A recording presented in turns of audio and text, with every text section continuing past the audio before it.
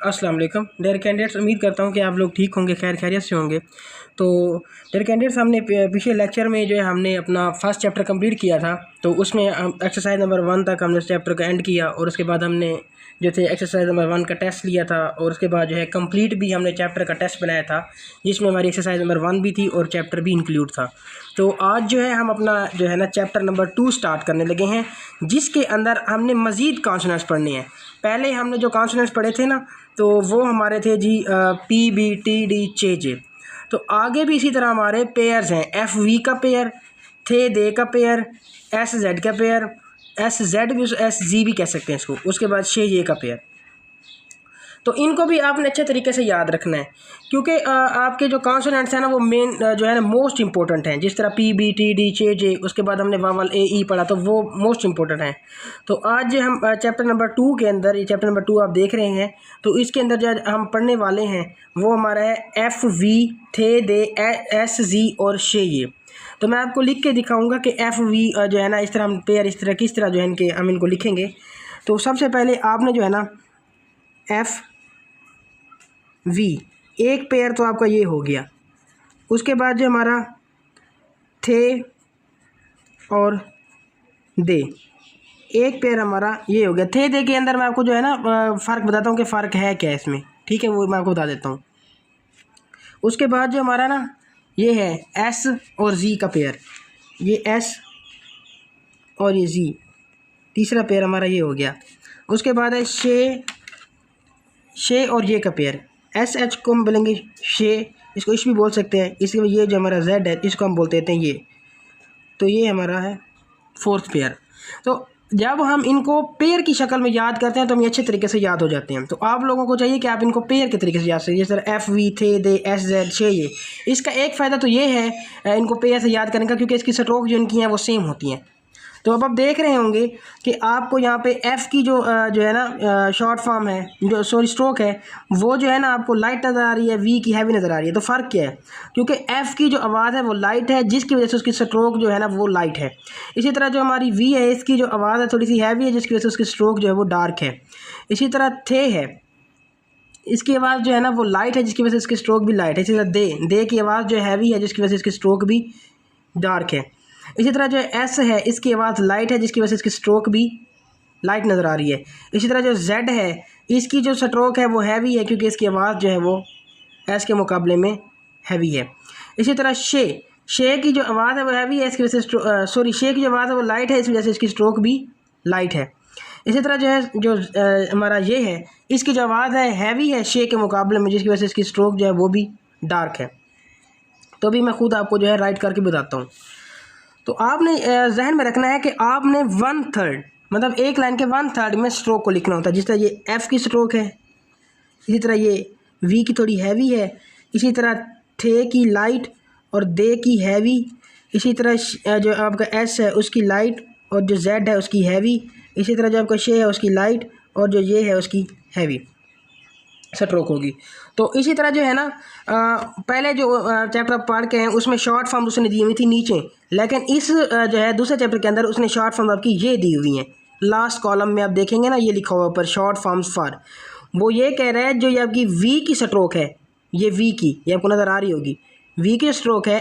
जब हम इसको लाइन पर लिखेंगे इसी तरह, जब हम इसको इसी तरह लिखेंगे ना वी, तो सेंटेंस के अंदर ये as a short form have के तौर पे यूज़ होगी। हैव की शॉर्ट जो है ना वी की स्ट्रोक है, एज अ शॉर्ट फॉर्म किसके लिए यूज़ हो रही है? हैव के लिए। इसी तरह थे की शॉर्ट फॉर्म किसके लिए यूज़ हो रही है? थिंक के लिए, ये थे की स्ट्रोक। इसी तरह जो हमारी दे की स्ट्रोक है वो दैम के लिए यूज़ हो रही है। इसी तरह जो हमारी जी की स्ट्रोक है वो वाज के लिए इस्तेमाल हो रही है। इसी तरह जो हमारी शे की स्ट्रोक है वो शेल के लिए इस्तेमाल हो रही है। इसी तरह जो हमारी ये की स्ट्रोक है वो योयल और यूजुअली के लिए इस्तेमाल हो रही है, योयल एंड यूजुअली के लिए, ये हमारी ये की स्ट्रोक। अब इसमें फ़र्क क्या करना है? जब आप इधर डॉट लगा देंगे तो ये आपका यूजुअली होगा, जब आप डॉट नहीं लगाएंगे तब ये आपका क्या होगा? ये यूजुअल होगा। ठीक है, फ़र्क यही रखना है आपने। थोड़ा सा डॉट टाक देना लास्ट में, ये लास्ट में जो डॉट है ना ये वाई को शो करता होता है। आगे आप पढ़ेंगे इसके बारे में, तो मैंने आपको यहाँ पे थोड़ा सा बता दिया है, आपने इसके ऊपर फोकस करना है।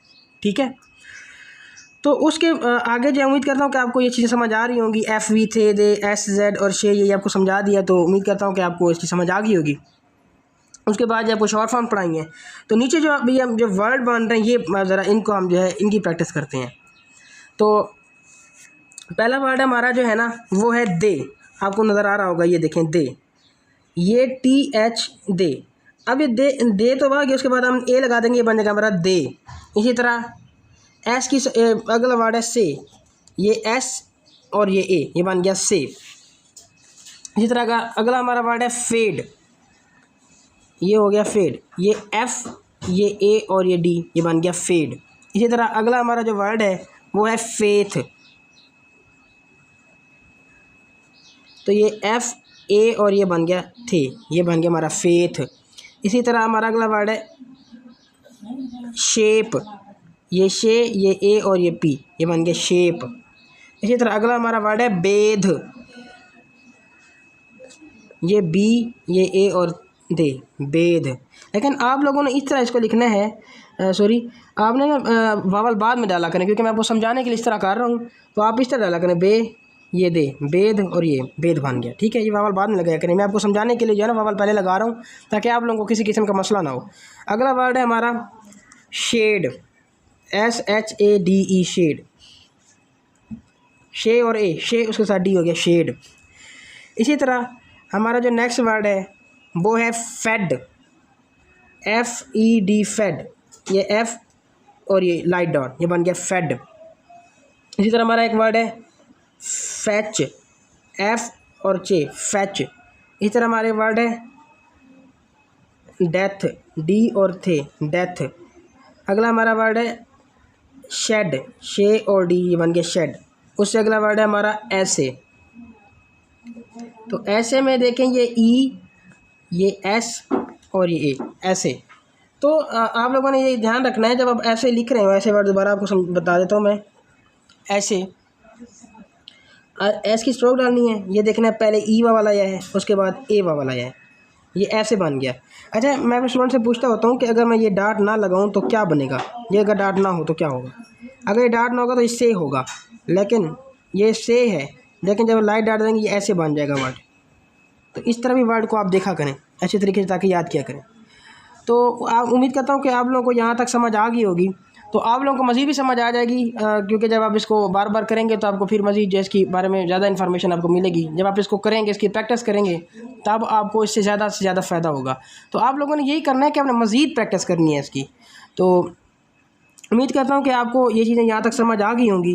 तो इंशाल्लाह जो है मैं मज़ीद भी कोशिश करूँगा कि आप लोगों को मैं इससे भी अच्छे तरीके से समझा सकूँ। तो इंशाल्लाह जो है कल हम नेक्स्ट लेक्चर के साथ मिलेंगे, जिसके अंदर हम जो है वावल ओ यू पढ़ेंगे, उसके बाद एक्सरसाइज है वो भी करेंगे। तो आप लोगों ने एक चीज़ का ध्यान रखना है स्टूडेंट्स के, आप लोग अगर जो मैं ये लेक्चर अपलोड कर रहा हूँ, अगर आप इनको तरतीब के साथ कर रहे हैं, तरतीब के साथ जो इनकी एक्सरसाइज हैं वो भी कर रहे हैं, और तरतीब के साथ जो मैं टेस्ट अपलोड कर रहा हूँ अगर वो भी आप कर रहे हैं, तो मेरा नहीं ख्याल कि आप लोगों को जॉब ना मिले। क्योंकि अगर आप लोग जो है ना अच्छे तरीके से इसी तरह लगे रहेंगे तो आपकी आराम से जॉब हो जाएगी, और शॉर्टहैंड भी आपकी अच्छी हो जाएगी। जब शॉर्टहैंड अच्छी हो जाएगी तो जॉब आराम से मिल जाएगी, क्योंकि जिसकी शॉर्टहैंड अच्छी है वो टेस्ट क्लियर कर जाएगा और आराम से वो जॉब ले जाएगा। तो मेरी आप लोगों से यही रिक्वेस्ट है कि आप डेली के लेक्चर को अच्छे तरीके से करें, जो आपको काम दिया जाता है उसको आप जो है ना मेहनत और लगन के साथ करें, तो आपको जॉब बहुत जल्द मिल जाएगी। तो आप इस हवाले से ना घबराइएगा कि हम शॉर्टहैंड कर रहे हैं, हमें जॉब नहीं मिलेगी, क्योंकि शॉर्टहैंड की सीटें बहुत ज़्यादा खाली हैं, जो इनके जो कैंडिडेट्स हैं वो नहीं है। जब आपकी आप शॉर्टहैंड को अच्छे तरीके से करेंगे तो जॉब तो वैसे ऑलरेडी पाकिस्तान में इसकी ज़्यादा पड़ी हुई है, तो आप आराम से गवर्नमेंट जॉब आपको मिल सकती है। वो भी कम से कम इंटरमीडिएट एजुकेशन होनी चाहिए, उसके बाद आपके पास ये कोर्स होना चाहिए, तो आप आराम से जो है शॉर्टहैंड की जो है ना इस पर अबूर हासिल कर सकते हैं। अबूर हासिल करने के फ़ौरन बाद आपको इस पर जॉब मिल सकती है। तो उम्मीद करता हूँ कि आप लोगों को मेरी ये तमाम बातें समझ आ रही होंगी। तो मैं आपको लास्ट में यही कहूँगा कि मुझे इजाज़त दीजिए। इंशाअल्लाह ज़िंदगी रही तो फिर हम कल जो है नेक्स्ट लेक्चर के साथ मिलेंगे। ओके, थैंक यू, अल्लाह हाफ़िज़।